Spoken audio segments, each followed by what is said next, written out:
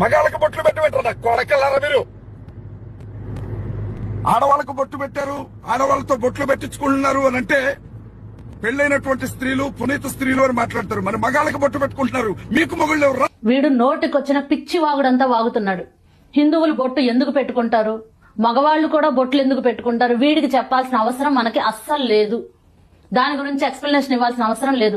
హిందూ పుట్టక పుట్టిన ప్రతి ఒక్కళ్ళు బొట్టు పెట్టుకుంటారు.